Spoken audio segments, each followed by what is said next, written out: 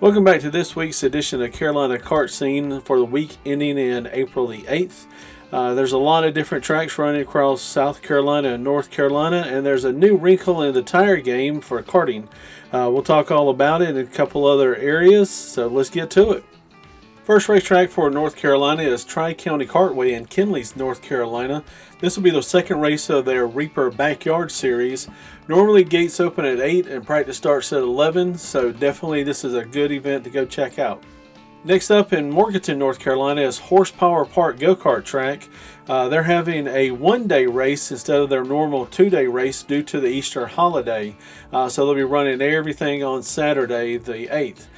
They were going to be running Predator 375 for $1,000 to win with a 10 kart minimum. I watched them on Race Monitor when their first weekend, and they had a good little crowd come out. So if you're in this area and you're looking forward to a good place to race at, gates open at 9 a.m. or practice starting at 10:30, so definitely check them out. Next up is Coal Ridge Speedway in Ramshore, North Carolina. They'll be running on April the 8th as it'll be the second race of their season. Gates will open at 10 and practice starts at 1. They have a full slate of classes from Clone 350 to Senior Champ 425 and a full slate of junior classes. As you've been following the channel, you'll notice I posted a bunch of races from Coal Ridge as we went there a couple of weeks ago and was able to race. So definitely get out and check this track out and have some fun out there. First racetrack for South Carolina is Foothills Raceway in Easley, South Carolina. They'll be putting on a full show on April the 8th with a lot of different classes up for running. Normally they open about 9 o'clock in the morning with drivers meeting shortly after that and then racing starting. So definitely check out their Facebook page for any updates and new developments. Next up is the new Hanging Rock Cartway in Kershaw, South Carolina. They'll be running on April the 8th with a full show. They are coming off their icebreaker they ran a few weeks ago, so definitely always a good track to go to and a lot of good action. So definitely check them out. Check out Facebook page for any updates they may have, and hopefully see you there. Next racetrack running on April the 8th is Warrior Creek Speedway in Gray Court, South Carolina. I talked about this track a couple of weeks ago about having a treaded night, and they are going to be running an all treaded night on April the 8th. They listed several classes that they're going to be running on that night, and they've also on their Facebook page posted a lot of different rules that they're going to have for this particular night. The Duro is going to be one of the things that they're going to look at and set as a minimum. And so if you're interested in doing that, definitely check them out as they'll be running on that night.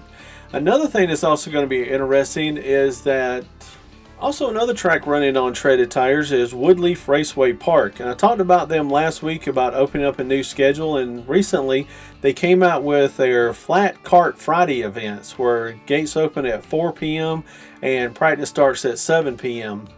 They're running a lot of different classes. Junior classes, Clone 375, 425, and also Dakar classes.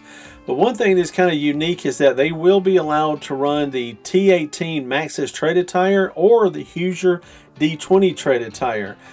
They will check it for on the durometer for softness reading, and all tires will be stamped internally and must be purchased from Woodley Raceway Park.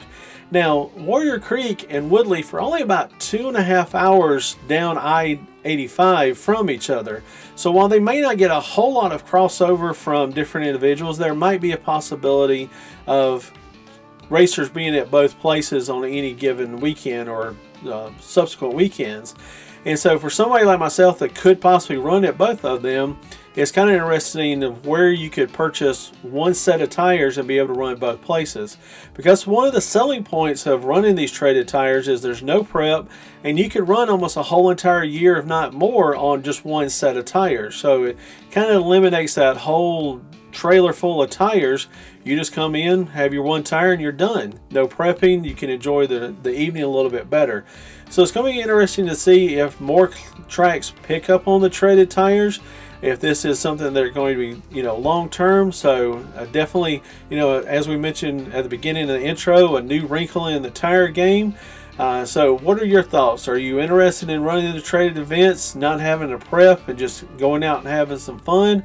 Or is this just causing a lot more confusion in the scheme of things.